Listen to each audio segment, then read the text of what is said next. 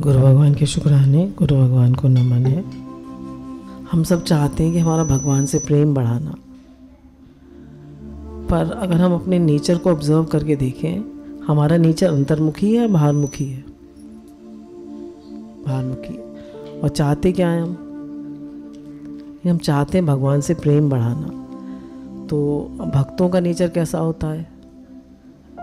अंतर्मुखी होता है, बाहरमुखी? अंतर्मुखी होता है। उनका ध्यान भगवान की तरफ रहता है, उनका ध्यान अपने लक्ष्य की तरफ रहता है। हमारा ध्यान किधर रहता है? हमारा ध्यान कपड़ों में, खाने में, दूसरा क्या कर रहा है उसमें, और सब में रहता है, पर भगवान में नहीं रहता। ठीक है ना? सच्ची बात है, झूठी है? तो अंतर्मुखी कैसे हो? एक तो बार बार अपने मन को बताएं, थोड़ी देर एकांत में बैठकर जप जरूर करें। उससे मन अंतर्मुखी होता है। और इधर से अपने मन से देखा है कि जब थोड़ी देर बैठ के एकांत में जप करते हैं तो अपनी नेचर बहुत ऑब्जर्व होती है, अपना माइंड बहुत ऑब्जर्व होता है, और अपनी सारी कमियां भी दिखती हैं। और कमियां दिख तो रही हैं, पर उसको एक एक कमी को दूर करना भगवान से प्रार्थना करने से ही दूर हो सकती है। हम चाहें कि हम अपनी कमी दूर कर लें, बड़ा मुश्किल है। क्यों? क्योंकि जीव जो है वो अल्पज्ञ है और परमात्मा सर्वज्ञ है। तो अल्पज्ञ जीव भाव में बैठ के जीव भाव की कमियां दूर करना जरा मुश्किल हो जाता है। जैसे हम थोड़ा बुरी तरह बोल जाते हैं। अब चलिए, तो भगवान की बात हुई, तो इस चीज़ को हम सब ऑब्जर्व करेंगे, इधर से भी ऑब्जर्व करेंगे कि हमारा नेचर बाहरमुखी ना हो, कि अंतर्मुखी हो और लक्ष्य की तरफ दृष्टि हो। हमारी इच्छाएं कम होती जाएं, तो हमारा जो मन है वो भगवान में ज़्यादा रहे। दूसरी बात, अब व्यवहार की बात देखिए। व्यवहार को अगर हमें सुधारना है तो दो बातों को सुधारना पड़ेगा। एक तो अपने मन को शुद्ध रखें, मन को ठीक रखें, और एक अपनी बोली को ठीक रखें। अगर हमारा मन ठीक है, देखिए बोली तो बहुत से लोग सब अच्छा ही बोलते हैं।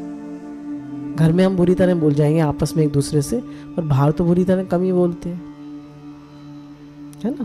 पर मन का क्या होता है? मन में सब तरह की बातें आती हैं।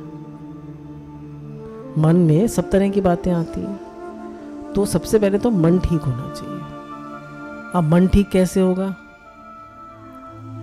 मन हमारा हमेशा ठीक, देखिए मन चिंता भी करता है, मन फिक्र भी करता है, मन राग द्वेष भी करता है, मन टेंशन भी करता है, मन क्रोध भी करता है, मन सब करता है। करता है नहीं करता है? चिढ़ता कुड़ता भी है। कोई दुख देता है तो उस कहता है इसको भी दुख मिले, जैसा इसने किया है वैसा इसको भी मिले। मन है ना? तो मन जो है, कह रहे मन को शुद्ध रखिए। व्यवहार का सार क्या है? मन को शुद्ध रखिए और अपनी बोली को अच्छा रखिए। अगर हम, बहुत से लोग होते हैं देते कुछ नहीं है, बोले अगर आप किसी को मुस्कुराहट दे देते हैं तो जैसे आपने मोतियों का कोष दान कर दिया। आप कुछ नहीं दे पा रहे, बस आप मुस्कुरा के राधे राधे कर दीजिए, मुस्कुरा के हरिओम कर दीजिए, मुस्कुरा के कुछ भी राधे कृष्ण कर लीजिए, कुछ भी कर दीजिए, उसी से फर्क पड़ जाता है। तो व्यवहार का सार क्या है?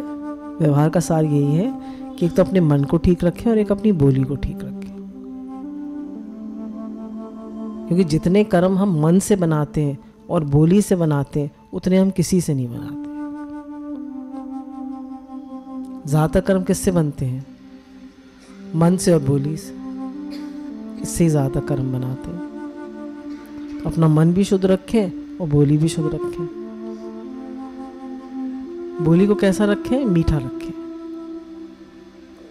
एग्रेसिव ना हो, बुरी तरह ना बोलें। जैसे अभी बात बताइए आपको सत्संग में कि भाई हाँ, हमने ये भी कह सकते थे हवन सामग्री जो है वो आप लोग कैसी ले आते हैं, कुछ चिल्ला के भी कह सकते थे, और या फिर कह दिया भाई आप लोग हवन सामग्री में थोड़ा घी डाल लाइए। तो जब हम चिल्ला के बोलते हैं तो हमारे मन में भी एक एजिटेशन आ जाती है, हलचल आ जाती है।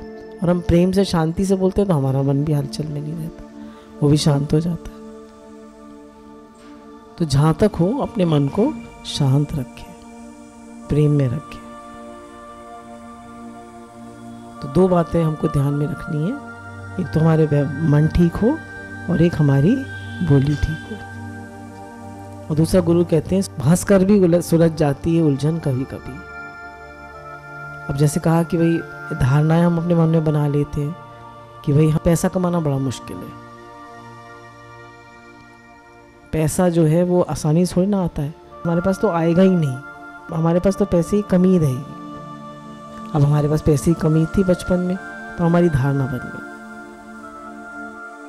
और ये धारणा बनाएं कि जब भगवान देते हैं तो छप्पर फाड़ के देते हैं, जब भगवान देते हैं तो छप्पर फाड़ के देते हैं, और जब मनुष्य को कमाना पड़ता है तो मुश्किल होती है। पहले एक दृष्टांत चला करता था कि एक आदमी को बिल्कुल इच्छा नहीं थी, वो चाहता ही नहीं था कुछ, किसान था, गरीब किसान था, तो उसको किसी चीज़ की इच्छा नहीं थी कि मुझे मिले मुझे मिले मुझे मिले। एक पर भगवान उसको देना चाहते थे क्योंकि भगवान का बड़ा भक्त था। भगवान भक्तों के पास कभी कमी नहीं रहने देते हैं। तो एक दिन वो अपने खेत जोत रहा था, खेत को, तो उसका हल जो है किसी से टकराया, टन आवाज़ आई, तो उसने देखा झुककर, तो उसको एक सोने की अशर्फियों की घड़ा मिला। तो उसने कहा भगवान मुझे तो चाहिए नहीं, आपने क्यों दे दिया, मुझे चाहिए नहीं। तो उसने उसको ढक दिया मिट्टी से और कहने लगा भगवान ये अशर्फियों का घड़ा मुझे नहीं चाहिए। वहाँ पे उसके खेत के आसपास एक बदमाश आदमी घूम रहा था, तो उसने सुन लिया, तो उसने कहा अच्छा अशर्फियों का घड़ा मिला है, उसको तो चाहिए नहीं, चलो मैं ले लेता हूँ। चला गया तो वो आदमी जो था वो उसको उठाने की कोशिश करने लगा, निकालने की, कह लिए चोर था, वो बदमाश था। तो निकालने की कोशिश करने लगा तो उसको सांप ने काट लिया, क्योंकि पैसे के पास हमेशा सांप रहता है। बोला अच्छा तो ये चाहता था कि मुझे सांप काट ले, मुझे बिच्छू काट ले, ये चाहता था आदमी, ये बड़ा बदमाश है, अच्छा मैं इसके घर में बिच्छू पलटता हूँ, चलो। तो उसने घड़ा उठाया और लेके गया उसके घर पे, और उसके खप्पर में छेद किया और उसने उल्टा कर दिया घड़ा। उसने कहा भगवान मुझे नहीं चाहिए, और नहीं चाहिए, मुझे नहीं चाहिए, तो आप तो छप्पर फाड़ के दे रहे हैं। छप्पर फाड़ के भगवान ने दिया, खनी खन खन खनी गन खनी खन खनी खन सब आ गई। तो भक्त को नहीं भी चाहिए तो भगवान उसको देते हैं, क्यों? क्योंकि उसे नहीं चाहिए, और क्योंकि वो सर के हित में लगाता है। तो गुरु कहते हैं अगर हमारे पास नहीं है तो थोड़ा थोड़ा भी देना शुरू करें तो क्या होगा। तो ये कितना खर्चा हो जाता है हमारे कपड़ों में, लत्तों में, इसमें उसमें, थोड़ा हम उसमें थोड़ा अपना मन कम कर लें और थोड़ा देना शुरू करें। देंगे तो प्रकृति आपको लौटा के देगी, नियम है प्रकृति का, आप दो आपको लौट के मिलेगा। तो हम लोग किससे हमारी बात शुरू हुई थी कि हम अंतर्मुखी हैं या बाहरमुखी हैं। तो ज़्यादा से ज़्यादा हमारी दृष्टि लक्ष्य पे रहनी चाहिए और अंतर्मुखी रहना चाहिए, दृष्टि अपनी तरफ रहनी चाहिए, दूसरों की तरफ नहीं। अंतर्मुखी सदा सुखी, बाहरमुखी सदा दुखी। गुरु भगवान के अनंत अनंत शुक्राना। राधे राधे भगवान जी।